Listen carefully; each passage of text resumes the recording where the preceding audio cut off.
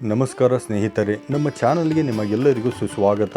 ಇಂದು ನಾವು ನಿಮ್ಮನ್ನು ಕರೆದುಕೊಂಡು ಹೋಗುತ್ತಿರುವುದು ಭಾರತದ ಅತ್ಯಂತ ಪವಾಡ ಸದೃಶ ಮತ್ತು ನಿಗೂಢ ದೇವಾಲಯವೊಂದಕ್ಕೆ.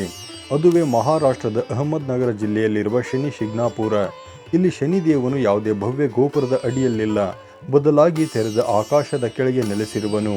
ಈ ಹಳ್ಳಿಯ ಮತ್ತೊಂದು ವಿಶೇಷವೆಂದರೆ ಇಲ್ಲಿನ ಮನೆಗಳಿಗೆ ಬಾಗಿಲುಗಳೇ ಇಲ್ಲ.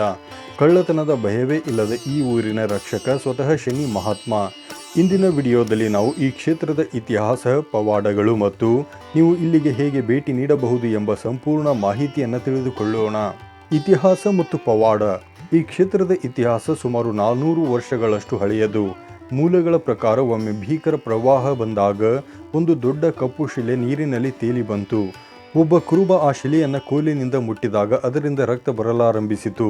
ಅಂದೇ ರಾತ್ರಿ ಶನಿದೇವನು ಆ ಭಕ್ತನ ಕನಸಿನಲ್ಲಿ ಬಂದು ಅದು ತನ್ನದೇ ಸ್ವರೂಪವೆಂದು ತಿಳಿಸಿದನು. ಆದರೆ ಒಂದು ವಿಶೇಷವೆಂದರೆ ಆ ಶಿಲೆಯನ್ನು ಎತ್ತಲು ಯಾರಿಂದಲೂ ಸಾಧ್ಯವಾಗಲಿಲ್ಲ.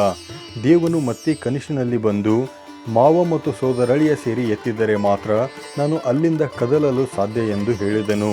ಅದರಂತೆ ಮಾವ ಅಳಿಯಂದಿರು ಸೇರಿ ಆ ಶಿಲೆಯನ್ನು ಈಗಿರುವ ಸ್ಥಳಕ್ಕೆ ತಂದು ಪ್ರತಿಷ್ಠಾಪಿಸಿದರು. ಇಂದಿಗೂ ಇಲ್ಲಿ ಮಾವ ಅಳಿಯ ಮಾಡುವ ಪೂಜೆಗೆ ವಿಶೇಷ ಮಹತ್ವವಿದೆ. ಬಾಗಿಲುಗಳಿಲ್ಲದ ಊರು. ಶನಿ ಶಿಗ್ನಾಪುರದ ಅತ್ಯಂತ ಆಶ್ಚರ್ಯಕರ ಸಂಗತಿ ಎಂದರೆ ಇಲ್ಲಿನ ಮನೆಗಳು, ಅಂಗಡಿಗಳು ಮತ್ತು ಬ್ಯಾಂಕುಗಳಿಗೂ ಸಹ ಬಾಗಿಲು ಅಥವಾ ಬೀಗಗಳಿಲ್ಲ.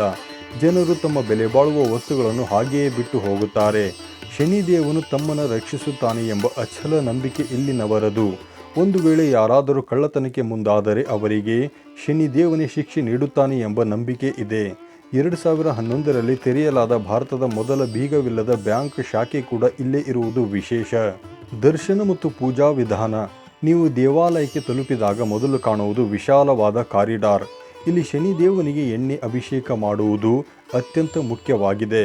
ದೇವಾಲಯದ ಆವರಣದಲ್ಲಿ ಎಣ್ಣೆ ಅರ್ಪಿಸಲು ಪೈಪ್ಗಳ ವ್ಯವಸ್ಥೆ ಕೂಡ ಇದೆ. ಅದರ ಮೂಲಕ ಎಣ್ಣೆ ನೇರವಾಗಿ ಶಿಲೆಯ ಮೇಲೆ ಬೀಳುತ್ತದೆ. ನೀವು ಸ್ವತಃ ಶಿಲೆಯ ಹತ್ತಿರ ಹೋಗಿ ಅಭಿಷೇಕ ಮಾಡಬೇಕೆಂದರೆ 500 ರೂಪಾಯಿಗಳ ಟಿಕೆಟ್ ಪಡೆಯಬಹುದು. ಶನಿದೇವನಿಗೆ ಕಪ್ಪು ಮತ್ತು ನೀಲಿ ಬಣ್ಣದ ಬಟ್ಟೆಗಳೆಂದರೆ ಪ್ರೀತಿ. ಆದ್ದರಿಂದ ಇಲ್ಲಿ ದೇವರಿಗೆ ನೀಲಿ ಅಥವಾ ಕಪ್ಪು ಬಣ್ಣದ ಧೋತಿಯನ್ನು ಉಡಿಸಲಾಗುತ್ತದೆ. ಇಲ್ಲಿ ದಿನಕ್ಕೆ 3 ಬಾರಿ ಆರತಿ ನಡೆಯುತ್ತದೆ. ಮುಂಜಾನೆ, ಮಧ್ಯಾಹ್ನ 12 ಗಂಟೆಗೆ ಮತ್ತು ಸೂರ್ಯಾಸ್ತದ ನಂತರ. ದೇವಸ್ಥಾನದ ಹತ್ತಿರವೇ ಹನುಮಂತನ ವಿಗ್ರಹವೂ ಕೂಡ ಇದೆ. ರಾಮಾಯಣದ ಕಾಲದಲ್ಲಿ ಹನುಮಂತನು ಶನಿದೇವನನ್ನು ರಾವಣ ಸೆರೆಯಿಂದ ಬಿಡಿಸಿದ್ದನು ಎಂಬ ಪುರಾಣ ಕಥೆ ಇದೆ. ಅದಕ್ಕಾಗಿಯೇ ಇಲ್ಲಿ ಹನುಮಂತನಿಗೂ ಅಷ್ಟೇ ಪ್ರಾಮುಖ್ಯತೆ ನೀಡಲಾಗುತ್ತದೆ. ಪ್ರಯಾಣದ ಮಾಹಿತಿ. ನೀವು ಶನಿ ಶಿಗ್ನಾಪುರಕ್ಕೆ ಬರಬೇಕೆಂದರೆ ಶಿರಡಿಯಿಂದ ಕೇವಲ 65 ಕಿಲೋಮೀಟರ್ ದೂರದಲ್ಲಿದೆ.